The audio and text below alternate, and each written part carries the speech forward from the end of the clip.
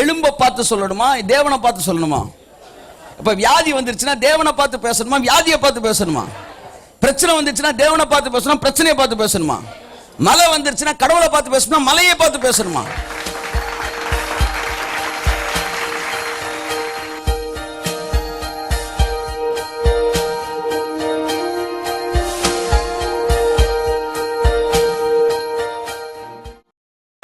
பிரசங்கம் என்பது என்ன சொல்லுங்க? பிரசங்கம்னா என்ன? பேசுறது. அப்ப பேசுறப்ப என்ன எனக்கு உயிர் வருது, எனக்கு உயிர் வருது. அதான் நான் சொல்றேன், நீங்க பேசுங்கன்றேன். பேச பேச பேச உங்களுக்குள்ள செத்த பிரேதங்கள் உயிரோடு எழும்பும், உலர்ந்த எலும்புகள் உயிரடையும் என்று தேவன் சொல்லுகிறார். எசேக்கியேல் 37ஆம் அதிகாரத்திலே பேசுவதற்கு கற்றுக்கொள்ள. ஜெபம் என்பது பேசுவதுதான். ஜெபம் என்பது பேசுவது. எசேக்கியேல் 37 அந்த வசனத்தை வாசிங்க.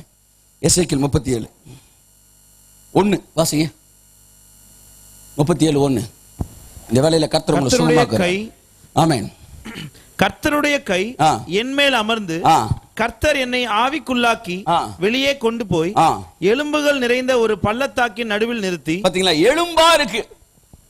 அப்படின்னா என்ன அர்த்தம்? என்னைக்கோ செத்து என்ன ஆயிட்டான்? சுண்ணாம்பாயிட்டான். சுண்ணாம்பாயிட்டானா எலும்பாயிட்டான் அர்த்தம். எலும்பு சுண்ணாம்பு தானே. சுண்ணாம்பாயி அப்படியே வெறும் எலும்பா இருக்கு. சதை அழுகிருச்சு, நரம்பு போயிருச்சு, எல்லாம் போய் எலும்பு மட்டும் இருக்கு. அந்த எலும்பா ஒரு போர் ஒரு காலத்துல நடந்திருக்கு. அந்த போர்ல செத்த பிரேதங்கள் அழிஞ்சு போய் எலும்பு மட்டும் இருக்கு. அந்த எலும்புகள் நிறைந்த பள்ளத்தாக்குக்கு எசேக்கியேலை கூட்டிட்டு போறாரு. நல்லா பாருங்க, உங்க வாழ்க்கையை உங்களுடைய என்னது பசுமை புரட்சி இந்த அதிகாரத்தில் இருக்கு. ஒரு பெரிய மாற்றத்தை இந்த செய்திக்கு அப்புறம் தேவன் நமக்கு கொடுப்பாராக. ஆமென். எலும்புகள் நிறைந்த பள்ளத்தாக்கில் நடுவில் அவனை நிறுத்தி என்னை அவைகளின் அருகே சுற்றி நடக்க பண்ணினார். என்னை அவைகளின் அருகே சுற்றி நடக்க பண்ணினார். சீக்கிரம். பள்ளத்தாக்கின் வெட்ட வெளியிலே அந்த எலும்புகள் மகா திரளாய் கிடந்தது. அவைகள் மிகவும் உலர்ந்ததுமாய் இருந்தது. நிறைய எலும்பு. அந்த எலும்பு எப்படி இருக்கு அப்படின்னா என்ன அர்த்தம்? இப்ப நேத்து சதையை எடுத்த எலும்புனா எப்படி இருக்கும்? ஈரமா இருக்கும். இது உலர்ந்திருக்கு அப்படின்னா என்ன அர்த்தம்? என்னைக்கோ சாம்பலாகி சுட்டு காஞ்சு போன பல மாதங்கள் பல வருஷங்களுக்கு முன்னாடி இந்த எலும்பு, அந்த எலும்புக்குள்ள அவனை கூட்டிட்டு போற. தேவன் எப்பேற்பட்ட ஆள் பாருங்க.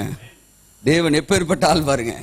அப்படியே நெகட்டிவோட எல்லையில இருந்து பாசிட்டிவோட எல்லைக்கு உங்களை தூக்கிட்டு போற தேவனாக அவர் இருக்கிறார். ஹல்லேலூயா.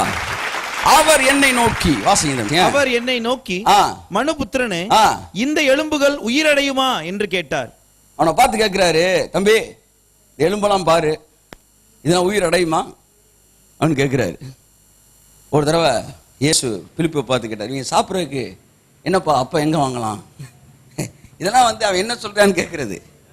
அவன் தப்பா பதில் பேசிட்டான், முடியாதுன்ட்டான். இவனுக்கு முடியும் சொல்லவும் தைரியம் இல்லை, முடியாதுன்னு சொல்லவும் பயம். உயிர் அடையுமான்னு கேட்கிறாரு. ஏன்னா பார்த்தா சான்ஸே கிடையாது. இப்படிதான் உங்க வாழ்க்கையில் கூட சில சூழ்நிலை பார்த்தா உலர்ந்த எலும்பா இருக்கும். சான்ஸே இல்லை, சான்ஸே இல்லை. சிலர் பேசுவாங்க, எங்க கிராமத்துல ஊழியம் பண்றதுக்கு சான்ஸே இல்லை, எங்க ஏரியாக்காரங்களாம் உலர்ந்த எலும்புகளுங்க, சான்ஸ் இல்லை. அப்படி பேசவே கூடாது. அந்த மாதிரி இடத்துல எசேக்கியேலை கொண்டு நிப்பாட்டினார். தேவன் எப்பேற்பட்ட தேவன் பாருங்க. அல்லேலூயா, அல்லேலூயா. நின்று இவன் உயிரடையுமான்னு கேட்டார். உடனே இவன் சொல்றான், வாசிங்க. அதற்கு நான் கர்த்தராகிய ஆண்டவரே தேவரீர் அதை அறிவீர் என்றேன். உங்களுக்கு தான் தெரியும். இது சேஃபான ஆன்சரு. எஸ்ன்னு சொல்ல வேணாம், நம்ம சொல்ல. உங்களுக்கு தெரியாததா? ஆஃப் ஆயிட்டார். இவன்கிட்ட பதில் வராது. அப்பொழுது அவர் இந்த எலும்புகளை உயிரடைய வைக்க போறார். இப்ப தேவன் உங்க வாழ்க்கையில் கூட செத்து போன ஆசீர்வாதங்கள் இந்த மாதத்தில் உயிரோடு எழும்பத்தக்கதாய் அந்த வல்லமையை தேவன் உங்கள் நாட்களே வைத்திருக்கிறார். ஒரு ஆமென் சொல்லுங்க இயேசுவின் நாமத்தினால். ஆமென். வாசிப்போம்.